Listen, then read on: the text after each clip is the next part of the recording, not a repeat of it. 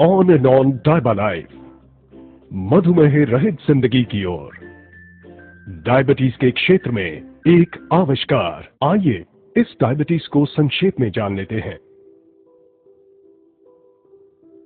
Diabetes mellitus या मधुमेह एक चयापचयी विकार है जो इंसुलिन स्राव की गड़बड़ी या इंसुलिन प्रक्रिया में गड़बड़ी या फिर दोनों ही वजहों से होता है।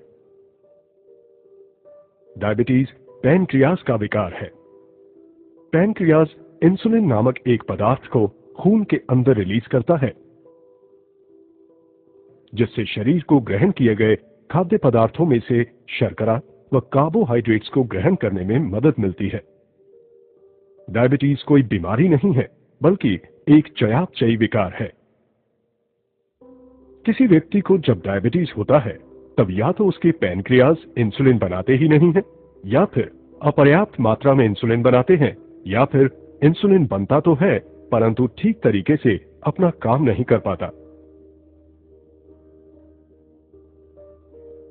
डायबिटीज से होने वाली कई गंभीर परेशानियां हैं, जैसे हृदय रोग, पैरों में संक्रमण, लैंगिक समस्याएं, अल्जाइमर रोग, स्ट्रोक, मसूड़ों के रोग, सुनने में दिक्कत, स्नायु रोग, घाव का देर से भरना, दृष्टि दोष, किडनी व ब्लैडर फेलियर और गर्भावस्था की पेचीदगी इत्यादि।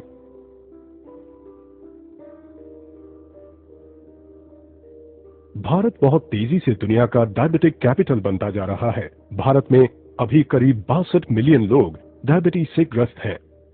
2030 तक ये संख्या 100 मिलियन से भी अधिक हो जाएगी। करीब 35% आबादी को ये पता ही नहीं है कि उन्हें डायबिटीज है। भारत डायबिटीज कैपिटल क्यों है? इसका एक मूल कारण है एशियन इंडियन फिनोटाइप, जिसमें HbA1c का काउंट बढ़ जाता है। एशियन इंडियन फिनोटाइप में BMI कम होने के बावजूद भी कमर का घेरा काफी ज्यादा हो जाता है। पेट का मोटापा, न्यूनतर एडिपोनेक्टिन, उच्च C रिएक्टिव प्रोटीन स्तर इत्यादि की वजह से भारतीयों में इंसुलिन प्रतिरोध बढ़ जाता है। आइए हम इस HbA1c को समझ लेते हैं। जब आप अपने शुगर की जांच कराते हैं, जो उस जांच के वक्त का ही होता है, जबकि HbA1c की जांच में आपको 2-3 महीने के औसत स्तर का पता चलता है। इसे ग्लाइकेटेड हीमोग्लोबिन या A1c भी कहा जाता है। A1c शर्करा युक्त होकर परिवर्तित हो गया एक प्रकार का हीमोग्लोबिन है। जब शरीर शर्करा को प्रोसेस करता है, तब रक्त प्रवाह में मौजूद शर्करा स्वाभाविक रूप से लाल रक्त कण के एक प्रोटीन के साथ जुड़ जाता है। लाल रक्त कण की उम्र करीब 8 से 12 हफ्तों की होती है। इसीलिए HbA1c का मापन इस अवधि के औसत शुगर लेवल को दर्शाता है। बिना डायबिटीज वाले किसी व्यक्ति में ब्लड शुगर लेवल सामान्यतः एक जैसा रहता है, अर्थात खून में मौजूद प्रोटीन में ज्यादा ग्लूकोज संलग्न नहीं होते। HbA1c लेवल अपेक्षाकृत रूप से कम होता है, क्योंकि वे ग्लूकोज को रक्त से बाहर करने में सक्षम होते हैं। लेकिन डायबिटीज ग्रस्त लोगों में शरीर शर्करा को रक्त से बाहर करने में सक्षम नहीं होता है और परिणाम स्वरूप ग्लूकोज खून में ही रह जाता है। जैसे जैसे ब्लड ग्लूकोज का स्तर बढ़ता है, वैसे वैसे लाल रक्त कण में और ज्यादा ग्लूकोज जुड़ते जाते हैं तथा HbA1c का स्तर बढ़ जाता है, जिससे डायबिटीज संबंधी तकलीफ बढ़ने का खतरा होता है। HbA1c को कम करके आप इस खतरे को कम कर सकते हैं। इसीलिए हर 3-4 महीने में या जब आपके डॉक्टर कहें, आपको अपना HbA1c टेस्ट कराना चाहिए। आइए अब ये समझते हैं कि डायबिटीज में आखिर होता क्या है। जब आप कार्बोहाइड्रेट युक्त खाना खाते हैं, तो वो आपके पेट या पाचन तंत्र में ग्लूकोज या शर्करा के रूप में परिवर्तित हो जाता है। हमें अपने आहार में से ग्लूकोज की जरूरत होती है, क्योंकि उससे हमें ऊर्जा मिलती है। चीजें जैसे स्टार्च युक्त आहार, शर्करा युक्त आहार, दूध व डेयरी प्रोडक्ट्स एवं फलों इत्यादि में कार्बोहाइड्रेट होता है। ये ग्लूकोज फिर रक्त प्रवाह में जाता है और शरीर ये सेंस करता है कि ब्लड ग्लूकोज का स्तर बढ़ रहा है। इसकी प्रतिक्रिया में पेट के ठीक नीचे मौजूद एक छोटा सा ग्लैंड, जिसे पैनक्रियाज कहते हैं, इंसुलिन नामक हार्मोन रिलीज करना शुरू कर देता है। इस इंसुलिन की मदद से हम अपने ग्रहित आहार में से ऊर्जा ले पाते हैं। फिर इस ग्लूकोज एवं इंसुलिन को रक्त प्रवाह के जरिए शरीर के हर उस कोशिका तक पहुंचाया जाता है जिसे ऊर्जा के लिए इसकी जरूरत होती है। इसे आसानी से समझने के लिए इन पेशी कोशिकाओं को देखें। इन पेशी कोशिकाओं के पास वो इंसुलिन ही है जिसकी वजह से ग्लूकोज कोशिकाओं के अंदर समाहित हो सकता है ताकि शरीर को ऊर्जा मिल सके। ऐसे समझें कि इंसुलिन इन कोशिकाओं के दरवाजे पर लगे तालों की चाबियां हैं। जब ये चाबी होगी तभी दरवाजे खुलेंगे और ग्लूकोज कोशिकाओं के अंदर जा सकेगा। इस प्रकार ब्लड ग्लूकोज का स्तर नहीं गिरता है, लेकिन लीवर के द्वारा उसमें संचित किए गए अतिरिक्त ग्लूकोज को रिलीज करके इस ब्लड ग्लूकोज लेवल को कभी भी टॉप अप किया जा सकता है। ब्लड ग्लूकोज बार बार बढ़ता है और ज्यादा से ज्यादा इंसुलिन पैदा करता है ताकि वो उन बंद दरवाजों के ताले की चाबी बनकर उस ग्लूकोज को रक्त प्रवाह के जरिए कोशिकाओं के अंदर पहुंचा सके। रक्त शर्करा जब ऑप्टिमम लेवल पर होता है तब शरीर उत्तम रूप से काम करता है, लेकिन जब ब्लड शुगर का लेवल बढ़ जाता है तो शरीर ठीक से काम नहीं कर पाता। सामान्यतः हमारे शरीर के अंदर ही एक साइकिल होता है जो शरीर में इंसुलिन एवं ग्लूकोज स्तर को संतुलित करता है, और ये संतुलन निर्भर करता है हमारे आहार, पैनक्रियाज एवं लिवर पर। कुछ लोगों में जब ये सिस्टम ठीक से काम नहीं करता है तब उसे डायबिटीज कहते हैं। डायबिटीज मुख्यतः 3 प्रकार के होते हैं: टाइप 1, टाइप 2 एवं GDM। आइए जानते हैं टाइप 1 के बारे में। डायबिटीज में शरीर में इंसुलिन का निर्माण ही नहीं होता है। ये एक ऑटो इम्यून रिस्पॉन्स की वजह से होता है जिसमें कि पैनक्रियाज के अंदर की इंसुलिन निर्माण करने वाली कोशिकाओं को शरीर ने नष्ट कर दिया है। अभी तक ये नहीं पता लगाया जा सका है कि ये कुछ लोगों में क्यों होता है और अन्य लोगों में क्यों नहीं होता। कुल डायबिटीज की आबादी का करीब 10% टाइप 1 डायबिटीज होता है। ज्यादा करके ये 40 साल से कम की उम्र में ही हो जाता है और बचपन में होने वाली डायबिटीज का ये एक मुख्य प्रकार है। आइए अब बात करते हैं टाइप 2 डायबिटीज की। डायबिटीज मधुमेह पीड़ितों की कुल आबादी का करीब 90% होता है। पाश्चात्य देशों एवं गोरे लोगों में ये 40 साल की उम्र के बाद होता है, जबकि एशियन एवं भारतीय मूल के लोगों में ये 25 साल की उम्र के बाद हो सकता है। टाइप 2 डायबिटीज थोड़ा जटिल है क्योंकि इसमें अनेक प्रक्रियाएं जिम्मेदार हैं। इसमें या तो शरीर पर्याप्त इंसुलिन नहीं बना पाता है या फिर बना हुआ इंसुलिन ठीक से काम नहीं करता है। ये शरीर का वजन अधिक होने से भी हो सकता है। चर्बी की वृद्धि की वजह से इंसुलिन अपना कार्य सही तरीके से नहीं कर पाता, लेकिन ये सही वजन वाले लोगों को भी हो सकता है। टाइप 2 डायबिटीज में कार्बोहाइड्रेट युक्त आहार पेट एवं पाचन तंत्र में सामान्य रूप से ही ग्लूकोज में परिवर्तित होता है। फिर वो ग्लूकोज रक्त प्रवाह में जाता है। पैनक्रियाज इंसुलिन का निर्माण शुरू कर देता है जो ग्लूकोज के साथ रक्त प्रवाह के जरिए शरीर के उन सभी कोशिकाओं तक प्रवाहित होता है जिन्हें ऊर्जा के लिए ग्लूकोज की जरूरत होती है। परंतु यहाँ ग्लूकोज किसी भी तरीके से कोशिकाओं में प्रवेश नहीं कर पाता है क्योंकि उनके दरवाजों के ताले चर्बी जमा हो जाने की वजह से अवरुद्ध हो जाते हैं। अर्थात इंसुलिन भी उन कोशिकाओं के दरवाजों को ठीक से खोल नहीं पाता और इस वजह से शरीर में शुगर लेवल बढ़ता जाता है। इसकी प्रतिक्रिया में पैनक्रियाज और ज्यादा इंसुलिन का निर्माण करता है, अतः रक्त शर्करा का स्तर बढ़ने लगता है और इंसुलिन का स्तर भी बढ़ता जाता है। ये स्थिति और भी ज्यादा जटिल हो जाती है जब ऊर्जा के लिए व्याकुल कोशिकाएं लिवर को इमरजेंसी सिग्नल भेजने लगती हैं ताकि लिवर अपने संग्रहित ग्लूकोज को रिलीज करे। इस प्रकार ब्लड शुगर का स्तर और भी बढ़ता है और पैनक्रियाज और ज्यादा इंसुलिन बनाती रहती है। पैनक्रियाज ये काम तब तक करती रहती है जब तक वो थक ना जाए और ऐसे में अंततः वो क्षतिग्रस्त हो जाती है। टाइप 2 डायबिटीज के लक्षण बड़ी देर से प्रकट होते हैं और कुछ लोगों में तो इसका कोई लक्षण प्रकट ही नहीं होता है। यही कारण है कि टाइप 2 डायबिटीज से ग्रस्त लोग 10 साल तक भी बिना किसी लक्षण के हो सकते हैं।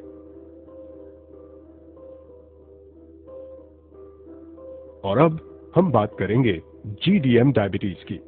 जेस्टेशनल डायबिटीज मधुमेह रहित किसी भी महिला को होने वाली एक अस्थायी परिस्थिति है।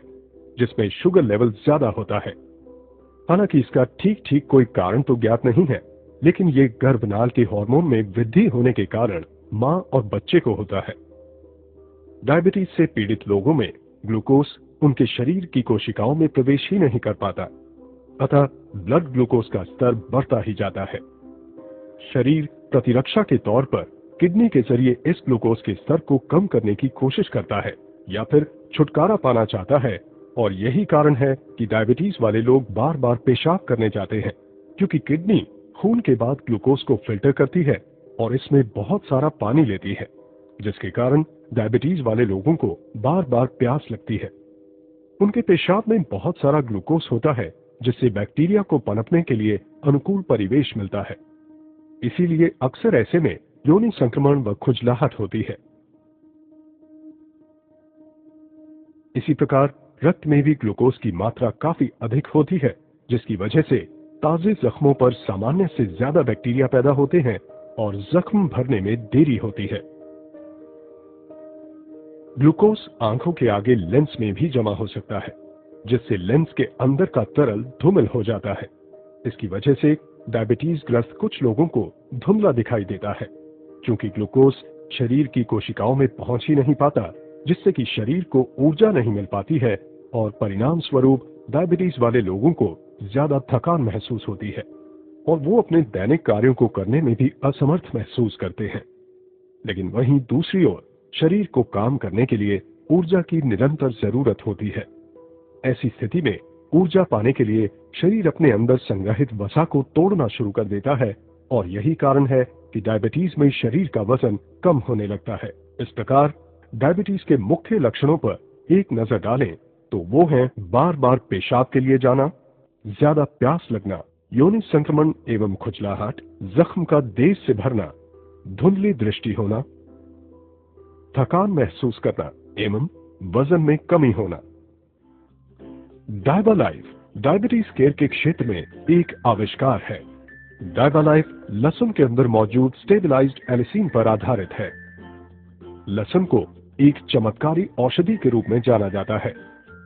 लहसुन का इस्तेमाल प्राचीन काल से होता रहा है और ये इलाज एवं रक्षा के लिए इस्तेमाल किए जाने वाले पौधों में से है, जिसका लिखित प्रमाण है। लहसुन प्राचीनतम उगाए जाने वाले पौधों में से एक है, जिसे 5000 से भी ज्यादा वर्षों से उगाया जा रहा है। सभ्यता की शुरुआत से ही लहसुन का प्रयोग होता रहा है, चाहे वो मिस्र का पिरामिड हो या प्राचीनतम मंदिर। मजे की बात तो ये है कि वैसी सभ्यताएं जो कभी एक दूसरे के संपर्क में नहीं आई, फिर भी उन्होंने लहसुन का प्रयोग अपने उपचार व चिकित्सा में किया। मिस्र, रोम, चीन, भारत के प्राचीन मेडिकल की पुस्तकों में लहसुन के औषधीय गुणों का विवरण है। हजारों वर्षों से विश्व भर में लोग लहसुन को स्वास्थ्य लाभ के लिए उपयोग कर रहे हैं। प्राचीन काल से ही लहसुन को हर मर्ज की दवा माना गया है। कहा गया है कि इससे साधारण सर्दी फ्लू से लेकर प्लेग तक में फायदा हो सकता है। लहसुन डायबिटीज पर नियंत्रण करने में मदद करता है। लहसुन में पाया जाने वाला एलिसिन HbA1c को नियंत्रित करने में बेहद कारगर है, जो कि डायबिटीज कंट्रोल के लिए बेहद अहम है। ये ग्लूकोज टॉलरेंस को सामान्य स्तर में रखने में मदद करता है। लहसुन एंटीबैक्टीरियल, एंटीवायरल एवं एंटी फंगल है। शोधों से ये प्रमाणित हुआ है कि खून में पाया जाने वाला लाल रक्त कण लहसुन के यौगिकों को प्रोसेस करके उन्हें हाइड्रोजन सल्फाइड में बदल देता है, जो रक्त धमनियों को रिलैक्स करता है तथा रक्त प्रवाह को बढ़ाता है। बावजूद इन सब के कच्चे लहसुन की अपनी खामियां हैं। कच्चा लहसुन पेट के एसिड से नष्ट हो जाता है।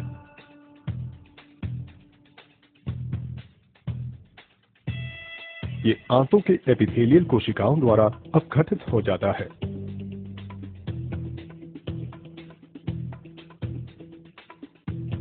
ये शरीर के पीएच से प्रभावित होता है। ये बदबू एवं मुख दुर्गंध देता है। इन सब का उपाय है 100% स्टेबलाइज्ड एलिसिन। एलिसिन लहसुन का प्रमुख जैविक घटक है, जिसमें औषधीय गुण होते हैं। 100% स्टेबलाइज्ड एलिसिन यूरोपियन वैज्ञानिक डॉक्टर पीटर जोसलिंग का आविष्कार है। इस 100% स्टेबलाइज्ड एलिसिन को लेकर यूरोपियन वैज्ञानिक डायबिटीज केयर के लिए एक अनोखा फॉर्मुलेशन तैयार किया है जिसका नाम है डायबालाइफ। डायबालाइफ का अर्थ है मधुमेह रहित जिंदगी की ओर। डायबालाइफ एक आयुर्वेदिक औषधि है। ये डायबिटीज पीड़ित लोगों के लिए एक प्राकृतिक पथ्य है तथा बाकी सबके लिए बेहद स्वास्थ्यप्रद है। एक छोटा सा 210 मिलीग्राम का कैप्सूल कच्चे लहसुन की 36 कलियों को खाने के बराबर है। डायबालाइफ अनुसंधान पर आधारित तथा जबरदस्त हर्बल घटकों से बना है। ये 5 बेहतरीन घटकों से बना है। 100% स्टेबलाइज्ड एलिसिन, करेला या बिटर गार्ड, दालचीनी या सिनेमन, अल्फा लिपोइक एसिड एवं क्रोमियम पिकोलिनेट। डायबालाइफ की विशेषताएं या यूएसपी। डायबालाइफ डायबिटीज केयर के क्षेत्र में एक आविष्कार है। भारत में पहली बार अनुसंधान आधारित एवं चमत्कारी प्रोडक्ट। 100% स्टेबलाइज्ड एलिसिन से बना, 100% शुद्ध शाकाहारी कैप्सूल में बना, यूके ग्रास प्रमाणित घटकों से बना, नॉन जीएमओ घटकों से बना, पेटेंटेड फॉर्मूला, यूके जीएमपी अनुमोदित गुणी घटकों से बना, EJNR द्वारा सत्यापित घटक, MHRA द्वारा अनुमोदित घटकों से बना, डॉक्यूमेंटेड क्लिनिकल ट्रायल। मार्केट में इकलौता प्रोडक्ट, कोई कंपटीशन नहीं। विश्व के कई अन्य देशों में मौजूद।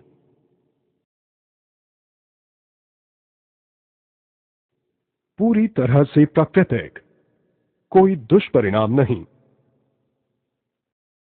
डायबालाइफ डायबिटीज के लिए खास तौर पर बनाया गया हमारा पहला फॉर्मूला है। इसके अंदर अनेक घटक हैं, लेकिन एलिसिन स्पष्टतः मुख्य घटक है जो टाइप 1 एवं टाइप 2 डायबिटीज में बेहद प्रभावी है। HbA1c को नियंत्रित करने में एलिसिन बेहद कारगर है। HbA1c हीमोग्लोबिन के साथ जोड़ने वाले ग्लूकोज का मापन है जो डायबिटीज कंट्रोल के लिए बिल्कुल अहम है। डायबालाइफ में मौजूद दूसरे अन्य घटक भी बेहद फायदेमंद हैं जो शरीर में इंसुलिन प्रतिरोध को कम करने में मदद करते हैं तथा ग्लूकोज टॉलरेंस की सामान्य स्थिति को सुनिश्चित करते हैं। डायबालाइफ का उद्देश्य प्री डायबिटिक लोगों को डायबिटीज से बचाना है। डायबालाइफ पाचन प्रक्रिया में से ज्यादा न्यूट्रिएंट व विटामिन अवशोषित कराता है तथा इंसुलिन प्रतिरोध को कम करता है जिससे कि प्री डायबिटिक स्थिति में कमी आती है। डायबालाइफ सबके लिए फायदेमंद है। डायबालाइफ ब्लड शुगर के लेवल को कम करने में मदद करता है। डायबालाइफ कोलेस्ट्रॉल को नियंत्रित करने में मदद करता है। डायबालाइफ इम्यूनिटी या प्रतिरक्षा को बढ़ाता है। डायबालाइफ ब्लड प्रेशर को नियंत्रित करने में भी मदद करता है। डायबालाइफ का R&D एवं प्रोसेसिंग अत्याधुनिक तकनीकी युक्त संयंत्रों में किया गया है।